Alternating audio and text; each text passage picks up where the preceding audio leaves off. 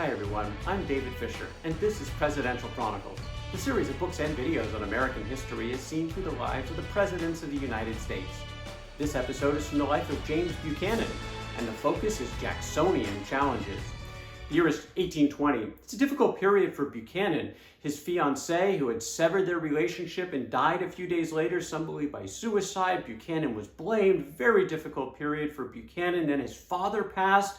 Fortunately, politics helped get him out of the doldrums a bit. When he was put up for Congress, he was a state legislator at the time, and he was put to run for the 3rd Congressional District in Pennsylvania, and he won that race. So off to Washington, D.C. in December of 1821. This is the beginning of the second term of James Monroe as President of the United States. And just after the previous Congress had passed the Missouri Compromise in 1820, which was a compromise that established for the territories in the Louisiana Purchase area that anything above the 3630 parallel would be banned for slavery in those territories, with the exception of Missouri, which had just come in as a state, and anything below that 3630 parallel could be eligible for slavery. And this was the kind of compromise that Buchanan liked, something that was definitive, each side got something, and hopefully put the issue to rest. In fact, he supported the Missouri Compromise right up until it was declared unconstitutional a few days after he became President of the United States.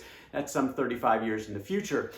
Buchanan spent about 2 decades in total in Congress, both in the House and in the Senate, and the truth is he didn't speak very much. He was not out front on legislation. In fact, when he did speak, it was frankly more as a lawyer, it seemed like, than as a legislator. He would use his legalistic means, he would parse words. This is how he sort of made his point, but he was really not out front on many issues, despite a lengthy tenure in Congress. He was around in 1824 when that Congress, at the beginning of 1825, had a big decision to make: to elect the President of the United States. In the 1824 race, there were no winner in the Electoral College. Nobody got a majority, so the House of Representatives, where Buchanan sat, would make that decision, each state getting 1 vote. And James Buchanan would actually have a pretty important role in this. There were 3 people in the running: Andrew Jackson, John Quincy Adams, and William Crawford. Just out of the mix was the 4th finisher in the Electoral College was Henry Clay. Henry Clay serving as Speaker of the House.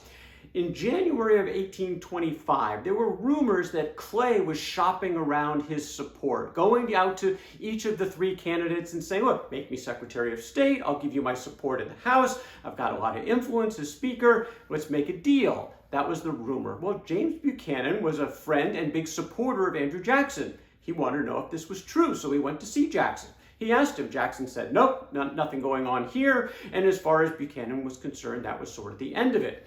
Sure enough, Quincy Adams wins the presidential election in the House of Representatives over Jackson, and he does name Henry Clay as Secretary of State, and immediately there were these cries of a corrupt bargain, this long rumored episode where Clay was selling his votes and his influence, now seemingly assured by the fact that he got the role as Secretary of State. Now, as we've covered in a previous episode, the case of the corrupt bargain is weak. Yet it was very powerful propaganda, and the Jacksonians used it not only right at the time, but for the next 4 years leading up to the 1828 rematch between Jackson and Adams for the presidency. Here we go again with James Buchanan, because at this point, there was now proof, supposed proof, by Duff of the U.S. Telegraph, the newspaper, and he was the editor of this pro-Jackson newspaper, that he had proof of this quid pro quo deal from 4 years before, and that proof was a congressman who was in on this mix to try to get Clay the opportunity to be Secretary of State in change for his votes. Who was that congressman? Well, Clay, because Clay initially said, this is ridiculous, denied it, this never happened, wanted to know, who's your source? The source was Congressman James Buchanan. Well, Buchanan was confused by this because he was not involved in any quid pro quo deal. He had only gone on his own accord to see Jackson in that meeting that they had in 1825 to inquire about this, but he wasn't representing Clay in this, but now he's in a tough spot. First of all, he liked Jackson. He wanted to be respected by Jackson and liked by Jackson, so it was a two-way thing. And Jackson, if he came out and told sort of the truth on this, Jackson was a vengeful sort. He was not the kind to sort of forgive and forget, and so this could put his own political career in peril if he came out and told the truth. But that is what he did. James Buchanan issued a statement that said, I called upon General Jackson solely as his friend upon my individual responsibility and not as the agent of Mr. Clay or any other person. Had I ever known or even suspected that General Jackson believed I had been sent to him by Mr. Clay or his friends, I should immediately have corrected his erroneous impression, and thus prevented the necessity for this most unpleasant explanation. I had no authority from Mr. Clay or his friends to propose any terms to General Jackson in relation to their votes, nor did I ever make any such proposition. He told the truth. It was a brave thing to do, one of the harder things he had to do, because there were going to be repercussions. He knew it. In fact, some thought his political career was going to be over, but he told the truth. And then he put his head down. He tried to go forward. He campaigned for Jackson. He was still a supporter. Jackson easily beat Adams in the race, and Buchanan settled back into his stint in the United States Congress, a confirmed Jacksonian Democrat. His Federalist past, Federalist Party really doesn't exist anymore. That was gone. He was going to be a true Jacksonian Democrat, and he gave his support in the House of Representatives with his votes. Jackson's controversial economic agenda about the Bank of the United States, the veto of the Reed Charter that was going on at the time, James Buchanan was a solid supporter in the House. And then his prospects actually changed. There was a surprise in the summer of 1830 when the entire Andrew Jackson cabinet resigned en masse all at once. It was led by Secretary of State Martin Van Buren. It was actually one of the few people in the cabinet that Jackson liked and respected. But Van Buren realized the cabinet was dysfunctional. It was bickering internally. There was this Peggy Eaton affair that was causing all kinds of disruptions. And Van Buren thought, look, Jackson needs his own people in there so he could move forward. Why don't I resign? And then Jackson could take the rest of the cabinet with him, and that's what happened. How does that affect James Buchanan? Well, it was likely that somebody from Pennsylvania was going to get one of these cabinet spots, and he thought maybe he could be that. He did not get a cabinet spot, but he did get an opportunity. Jackson offered him the position to be the Minister of Russia. Not exactly the inner circle, which was frankly exactly what Jackson was thinking. It was the furthest thing from his inner circle. According to Jackson, it was as far as I could send him out of my sight and where he could do the least harm. I'd have sent him to the North Pole if we'd kept a minister there, talking about Buchanan, obviously reflecting on that public statement that Buchanan made about the so-called corrupt bargain. Well, Buchanan had to figure out what to do. Did he want to take this job or go all the way to Russia? One person advising him not to take it was his aging mother. She didn't think she would last if he went to Russia. It might be the last time that she would see him. She was encouraging him to turn it down, but Buchanan couldn't turn this down. It was Andrew Jackson. He was trying to get back in his good graces, and so he agreed to take on the responsibilities as the minister to Russia. He ventured off in 1832, and he was seasick the entire voyage over. He finally landed in England, where he stayed about 6 weeks to get himself settled in Europe, and then he traveled by land over to Russia, where he finally met Emperor Nicholas I.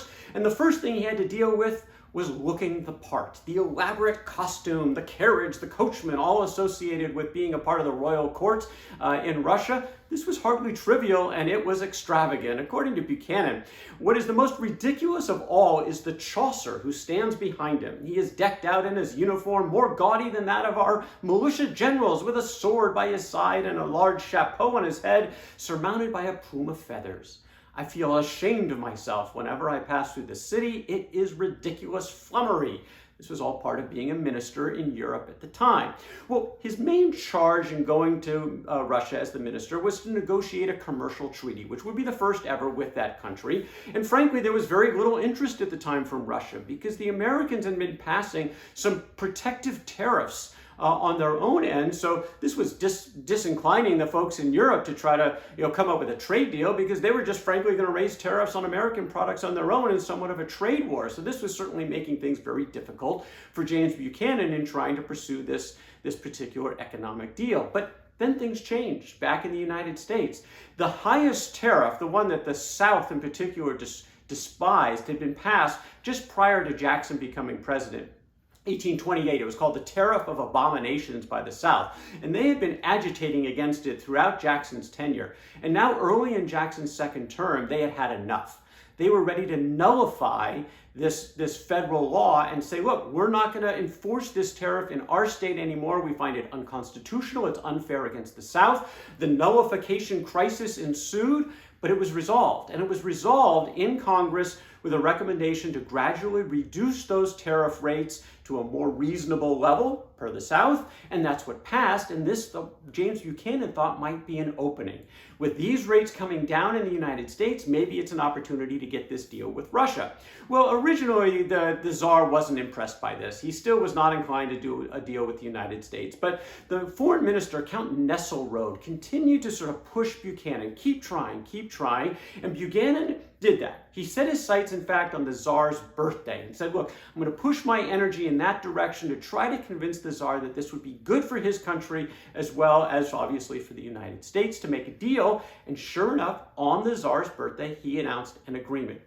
He would move forward so that ships and cargoes would now pass on a reciprocity basis. No tariffs either way between the United States and Russia. And this was a pretty big accomplishment for James Buchanan, the first ever trade deal with Russia. He was excited. It was good news back home. And then Buchanan announced, enough's enough. I want to go home. He had not stayed as long as he normally would for a minister, especially so far away, but he appealed to the president to be able to come on home. Jackson agreed. He spent only a little bit of time there, but he had this success. And he spent a fair amount of time in Europe before coming home and was treated extremely well. In fact, one of his last letters from abroad to the president was good news. He basically said our position in the world is now one of much importance. Indeed, the freedom and friendship with which I have been treated everywhere are an evidence of the high character of our country abroad.